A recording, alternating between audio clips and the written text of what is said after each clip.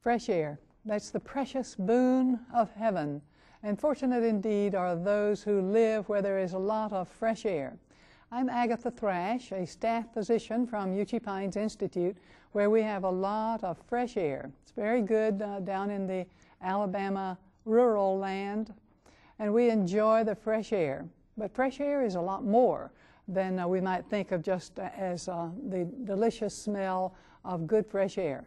During the next half an hour, we'll be talking about some of the great benefits of air. So we hope you will join us for that discussion. The following program presents principles designed to promote good health and is not intended to take the place of personalized professional care. The opinions and ideas expressed are those of the speaker. Viewers are encouraged to draw their own conclusions about the information presented.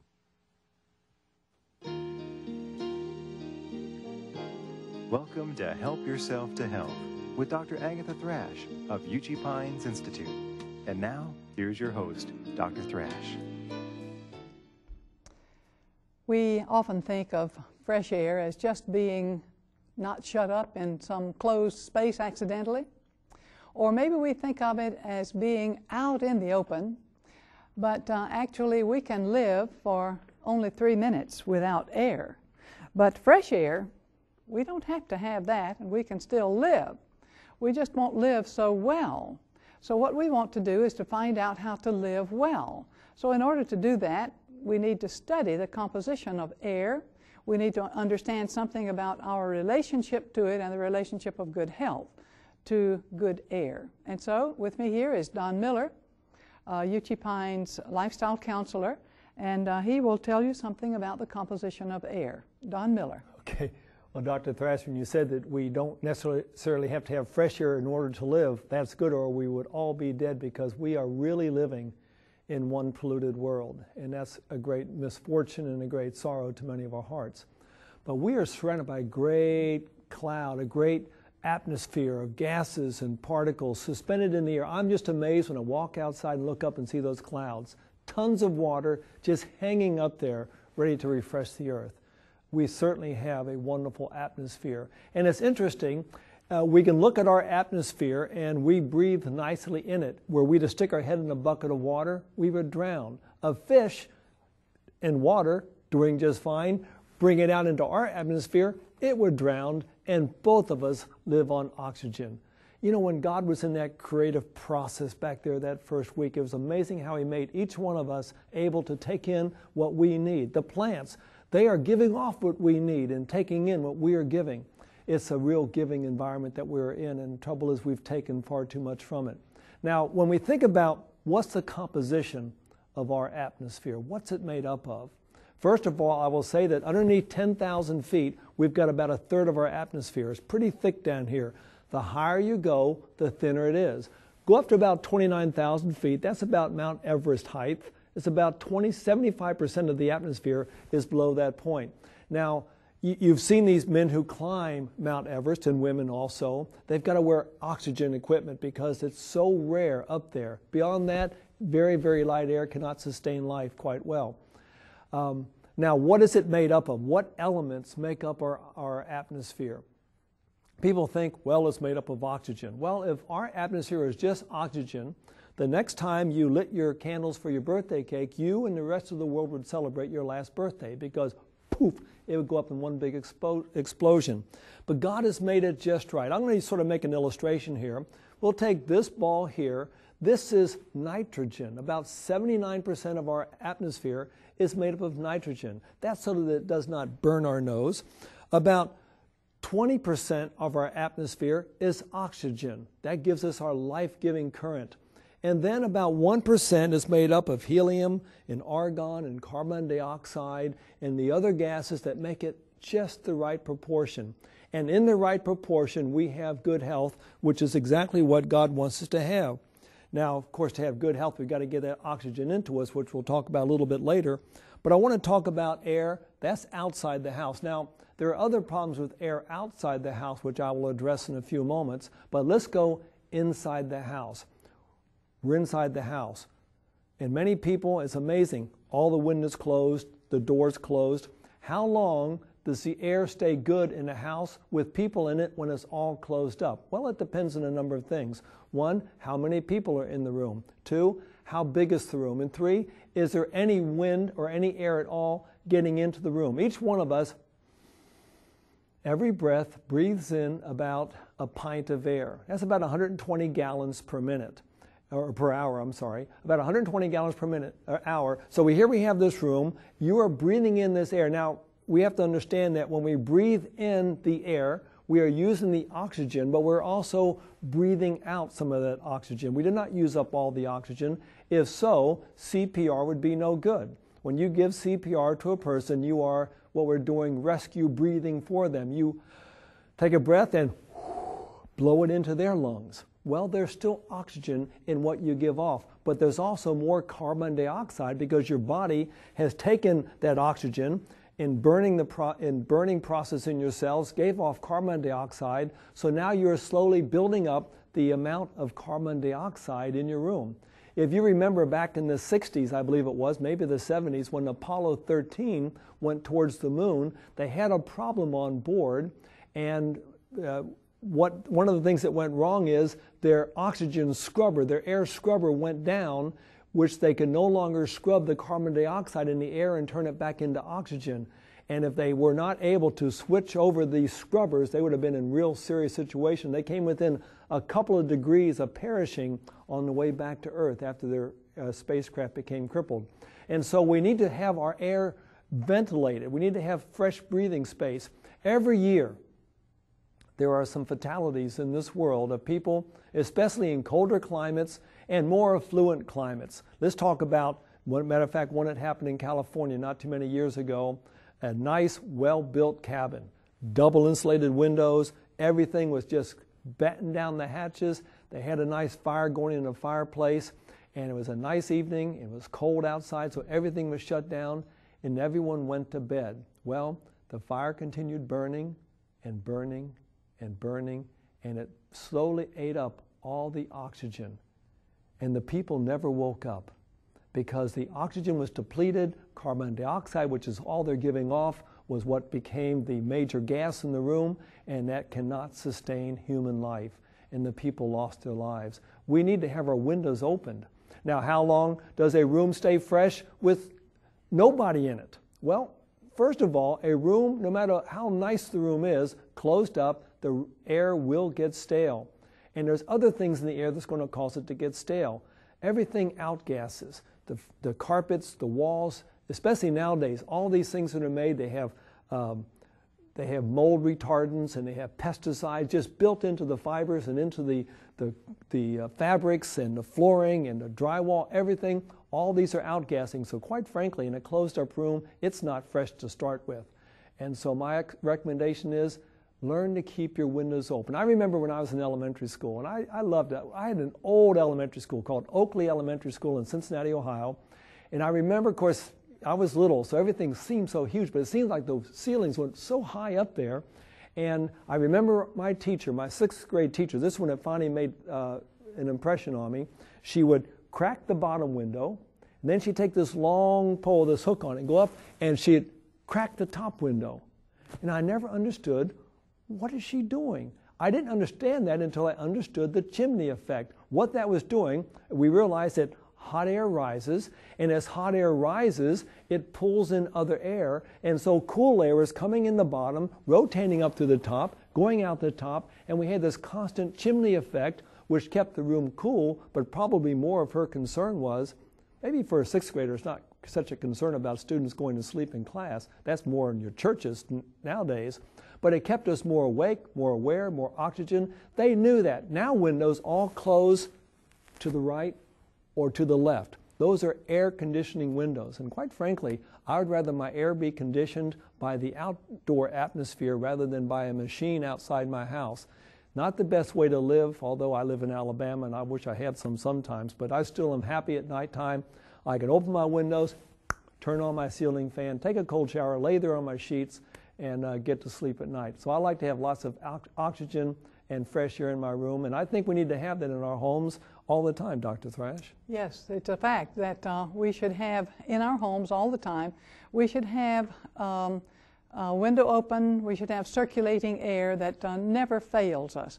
So as we study this matter, we need to recognize that we sometimes put our attention on things that are not so very important.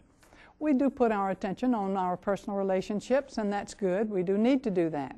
We also put our attention on our food, and that's good. We need to do that. And on the water that we drink, some of us will not drink tap water. We only drink filtered water or distilled water, and that's good too. We need to be attentive about that. We will even be attentive about the temperature of the air. But we need to be more concerned about the quality of the air than we have been.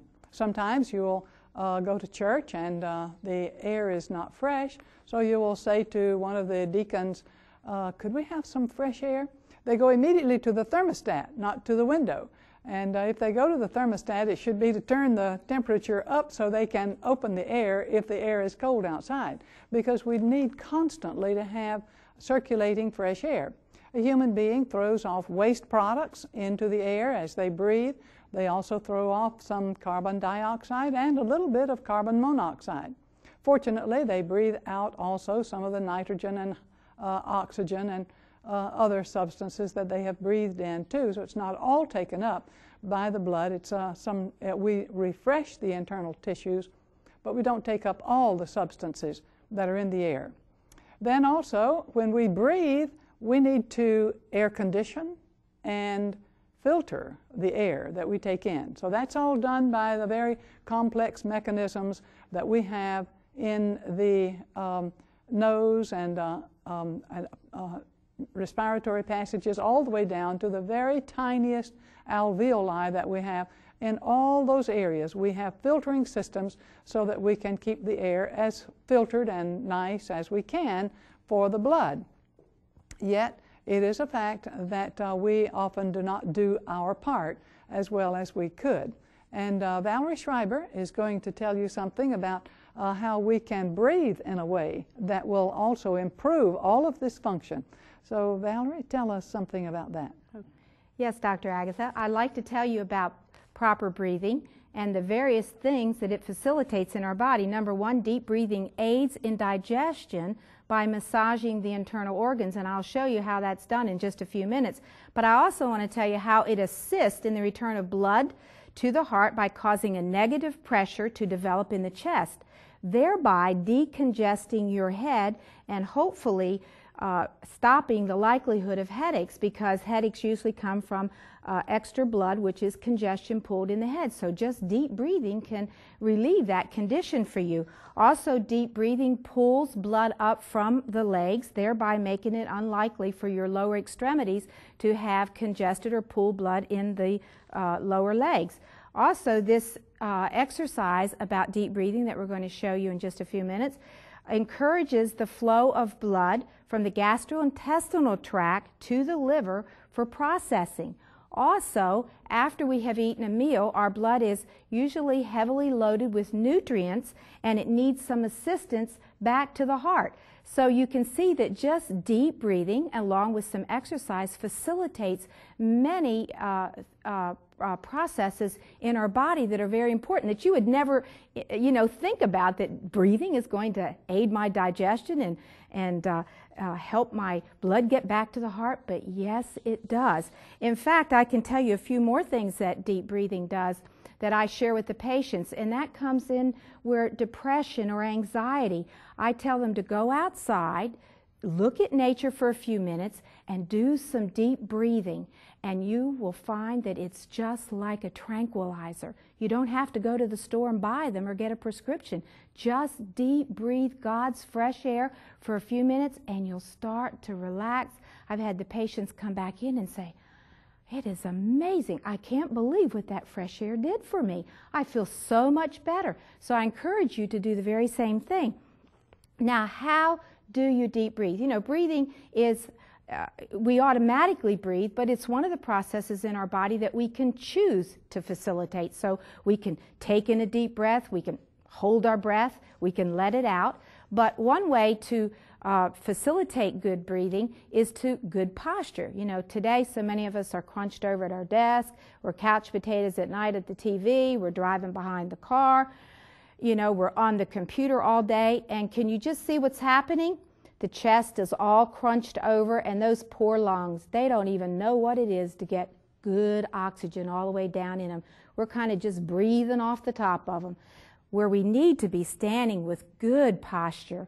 And good posture, one way that you can do it for yourself relatively simply to see if you're standing properly so that you can breathe right, is just kind of get into a good comfortable position. Make sure that your head is erect. You're not going to do some military thing here, but you just lift your shoulders up to your ears like this, and then you just roll them back comfortably, not jerk them back into a military type of stance, and then just try and kind of drop them down. And you're kind of in just a comfortable position. Now that is proper standing, as well as I can show you on Melissa in just a few minutes how you can measure yourself to make sure your head's in the right place, because another position that we find ourselves in is many times we're crunched over like this and then our heads are jetted out like this, and it was never meant for our body to be like this.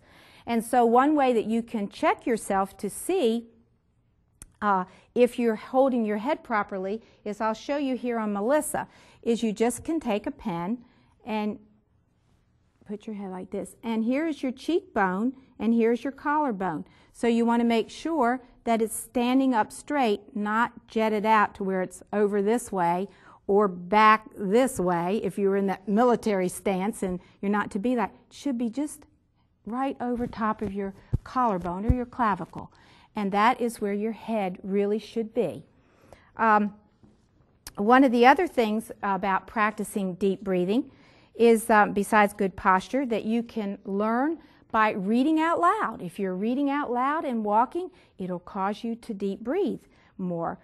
Climbing steps, exercising also helps you with your deep breathing. Now, one of the things that a lot of people don't take in consideration is they think as long as they're sucking in that good breath, they're getting plenty of it. But in order to get in good air and to fill your lungs up, the important part is to make sure you expel.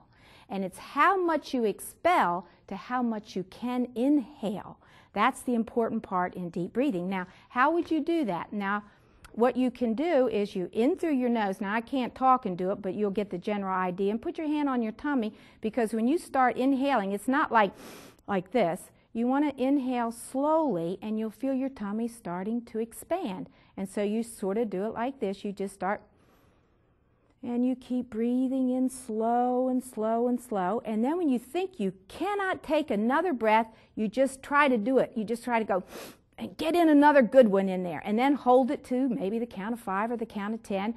And then don't do a type of thing. You won't be able to let it all out at that, and that's not proper. What you want to do is purse your lips like this, and then you're going, and you're just slowly letting it out. And when you get to where you think you've left every drop out, you just go, get the last little bit out. And then you can begin starting to breathe in through your nose. And this is the way to really give yourself a good tranquilizer if you're nervous or in a state of anxiety. It is wonderful to do it this way, but this is a good way to get good fresh air in your lungs. And you know, I say that. What is fresh air? You hear about negative ions, positive air. What in the world are they talking about? And where do we get this? You know, you hear the ionized machines and so forth.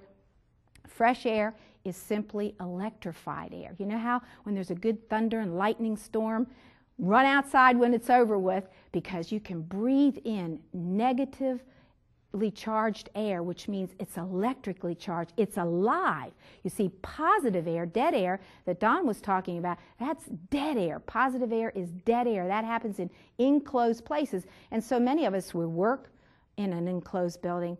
We live in an enclosed house. We drive in an enclosed car. And you no wonder that it affects us. And some of the ways that it affects us is it causes us to be irritable. We can't reason properly. And I can show you how this affects here, back here on a chart that I have. Lack of oxygen is very similar to having a drink of alcohol, how it affects your brain, because you're not able to reason properly, your will doesn't work properly, your judgment, you can't make good judgment decisions, and your emotions are all turked. I've heard people say when I get up in the morning, I'm as irritable as a snake, don't talk to me till about 10 or 12 o'clock, and then I'm better.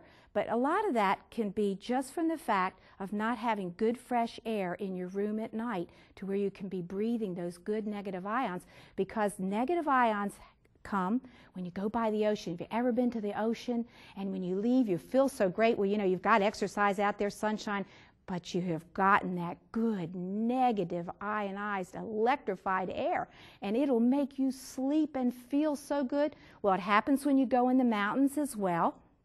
When you go out into the woods or the forest where there's lots of trees, and in the early morning hours, that's a good time to do your exercise, and you'll get good negative ionized electrified air that will just freshen your whole body for all the functions that you need to do throughout the day. Now, office workers, I encourage you at all possible, go out at your lunch hour, at your 10 o'clock so-called coffee break. Don't go drink coffee, it'll kill you anyway.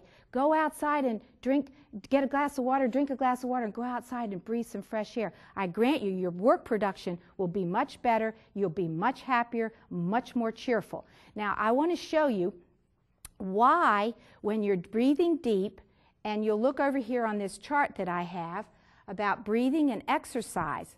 We have a muscle that's right up under the rib cage called the diaphragm. And a good way to describe this muscle to you, it's like a window shade. It kind of rolls up and down. And if you'll look here on my chart, you'll see right here when you have good respiration, the diaphragm rolls down. You'll notice right here the lungs are filling up and the diaphragm is rolling down. When you expire the air, you'll see that the diaphragm arches up and the lungs are much smaller because it's pushing the air out. Now you get a triple benefit. If you go outside and you deep breathe and you exercise, and you're going to get sunshine, and if you go in the early morning hours, you're going to get all those good negative ions, you will have what I have shown right here on this picture. I have the arrows up here showing where the diaphragm is going to roll down, but because you're going for a nice good walk as well, you see I have the arrows pointing up from the leg, you're going to get this reaction happening to your internal organs. And it's going to be massaging your internal organs.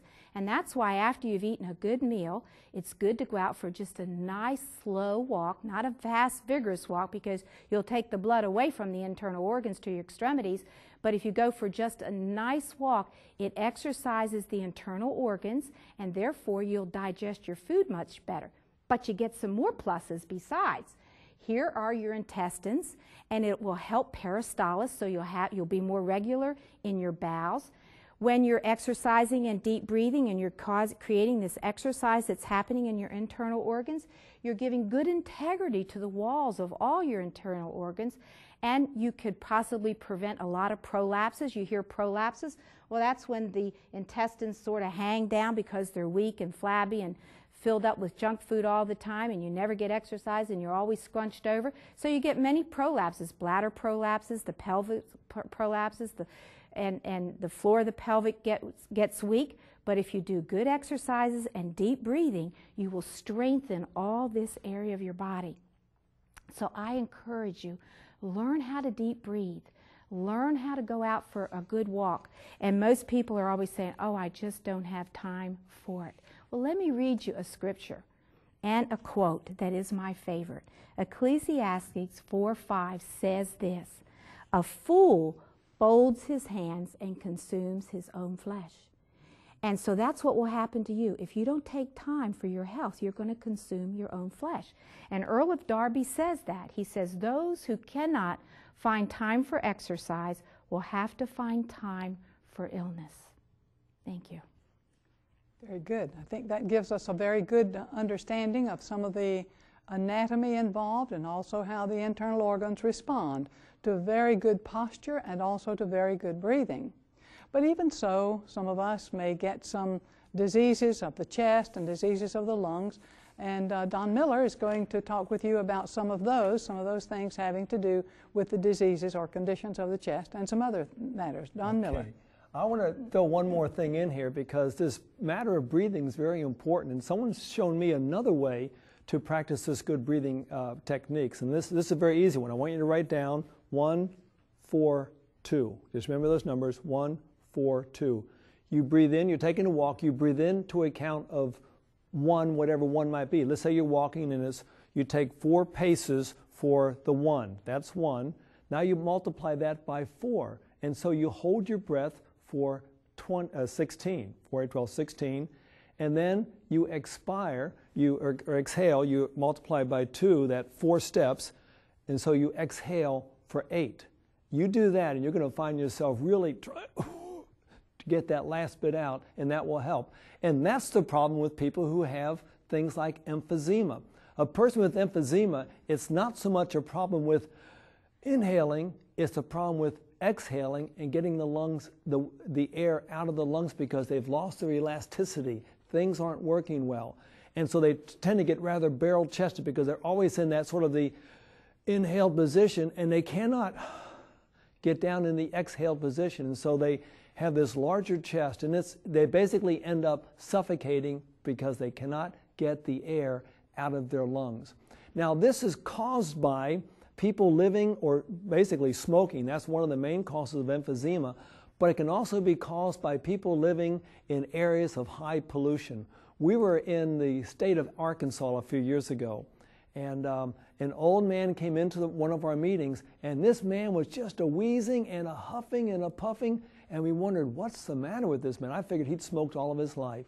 It turns out he had been a classmate of one of the old saints at Uchee Pines, and this man had been a clean liver, but not clean liver, but he had lived clean for all of his life, but he had found his ministry in the LA basin. And in the LA basin, sometimes you have what's called a temperature inversion.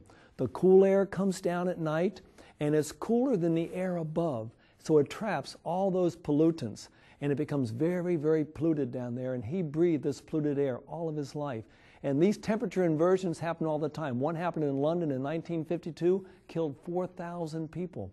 We need to make sure that we've got clean air where we are at. And if we're not living in an area where there is clean air, perhaps it's time to move to an area of cleaner air. Stay away from carbon monoxide. We hear about people who back up their cars to their motel rooms, and in the morning, in the cold winter, they go out and turn on their car while it's getting ready. They're getting ready, and the air conditioning is sucking in that carbon monoxide, which is a bad way to go, Dr. Thrash. Yes, it is. There are so many ways that we can pollute the air around us, and it makes us susceptible to many different kinds of diseases that we otherwise would not be susceptible to. So we hope that you will enjoy this precious boon of heaven, that you will be strong and healthy, that all of your internal organs will be healthy and massaged nicely by your good breathing techniques.